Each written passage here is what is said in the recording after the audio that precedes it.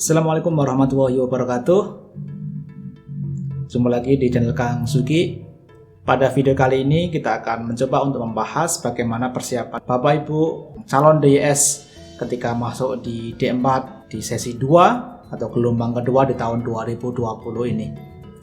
Sebelumnya saya ucapkan selamat kepada Bapak Ibu semuanya, Bapak Ibu dosen yang telah lulus sertifikasi dosen di gelombang 1 tahun 2020 yang lalu. Pada Serdos tahun 2020 lalu, kita ketahui bahwa kelulusannya sekitar 91%, ada lebih dari 840 yang dinyatakan tidak lulus. Dan yang mencengangkan adalah dari 800 itu kira-kira sekitar 500-an orang tidak lulus karena ada vonis K. Ya, vonis K-nya karena kemiripan deskripsi diri. Ini sudah berlangsung lama, kemudian sudah diingatkan untuk mencoba membuat deskripsi diri secara unik tiap orang tanpa harus membaca milik orang lain. Namun ternyata masih ada sekian banyak orang, 70% dari yang tidak lulus di tahun 2020 di gelombang pertama itu yang tidak memperhatikan itu. Yang kedua, setelah Bapak Ibu nanti lulus di gelombang 1 tahun 2020 ini, Bapak Ibu akan menerima tunjangan sertifikasi dosen pada Januari tahun 2021 setelah Bapak Ibu memenuhi beban kerja dosen BKD. Jadi bagi yang lulus di gelombang 1 maupun nanti lulus di gelombang kedua tetap sama menerimanya mulai 1 Januari tahun 2021.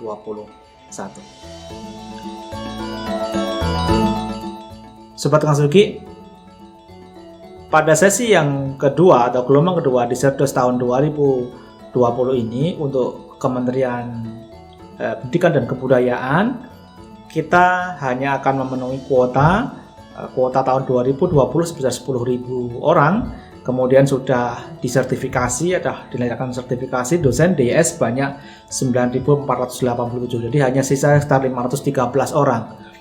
Itu yang akan diperebutkan oleh sekitar 14.000 lagi yang masuk di D4 di gelombang kedua ini.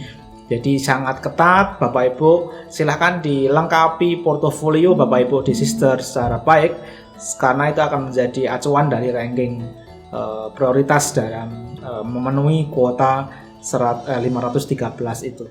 Apakah di D4 di gelombang 2 ini ada perubahan prosesnya? Tidak ada perubahan signifikan, cuma akan kami sampaikan beberapa update informasi yang berkaitan dengan apa saja yang harus dilakukan oleh DIS, oleh PTU dalam tahap D4 ini.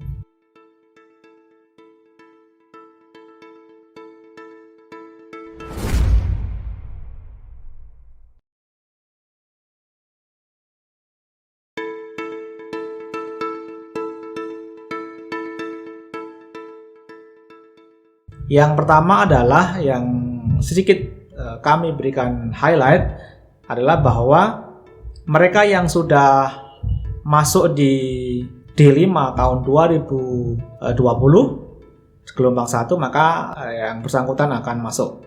Yang kedua, mereka yang penilaian persepsionalnya itu tidak lulus di gelombang 1 maka tidak dapat diubah lagi, tidak masuk di sini. Berikutnya adalah tentang data yang berkaitan dengan riwayat pengajaran dan kemahasiswaan. Kalau sesi 1 itu datanya bisa diinput secara manual oleh para DIS. Di sesi 2 ini data akan diambilkan melalui data di Predikti. Jadi berdasarkan laporan dari feeder masing-masing perguruan tinggi. Yang berikutnya adalah bahwa bagi Bapak Ibu yang menggunakan substitusi pekerti AA, maka Bapak Ibu perlu untuk memastikan bahwa sertifikat pekerti AA itu diterbitkan oleh lembaga yang diakui. Lembaga yang diakui adalah yang pertama adalah pernah menjadi PTPS, yang kedua adalah diterbitkan oleh L2 Dikti yang bekerja sama dengan perguruan tinggi yang pernah menjadi PTPS atau perguruan tinggi berakreditasi unggul. Boleh dengan itu. Jadi kalau itu tidak dilakukan, maka nggak usah dipakai untuk dijadikan substitusi dari NPI dan NPA. Berikutnya bahwa di gelombang kedua ini, bagi Bapak Ibu yang menggunakan substitusi pekerti AA, harus sudah mengunggah dokumen itu selambat-lambatnya tanggal 26 Agustus tahun 2020 ini. Karena akan dilakukan validasi dari keabsahan dari sertifikat itu. Kemudian untuk scoring dari sertifikat itu nanti akan dilakukan oleh asesor ketika sudah masuk di tahap penilaian di PTPS seperti itu. Itu adalah hal-hal informasi yang mungkin perlu diupdate kepada Bapak Ibu semuanya yang masuk di D4 gelombang kedua sertifikasi dosen tahun 2020 ini.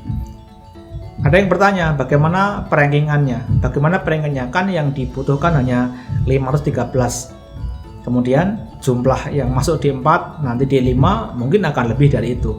Nah, perankingannya prioritasnya sudah jelas di buku pedoman Serdos di buku 3. Yang pertama adalah itu diprioritaskan, urutan pertama adalah dengan jabatan fungsional tertinggi. Jadi mulai lektor kepala, lektor, baru asisten ahli.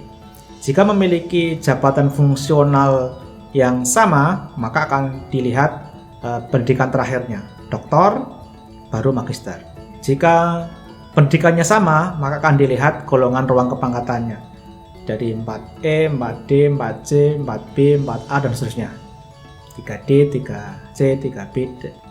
Jika itu masih sama, maka akan dilihat masa kerjanya. Masa kerja yang lebih besar akan memiliki priority yang lebih besar. Berikutnya, jika masa kerjanya kok masih sama, di ranking kok masih sama, maka yang memiliki ranking yang tinggi adalah mereka yang memiliki umur lebih tua.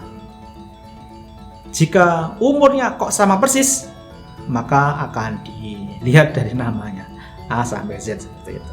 Prioritinya seperti itu, urutannya seperti itu sudah clear.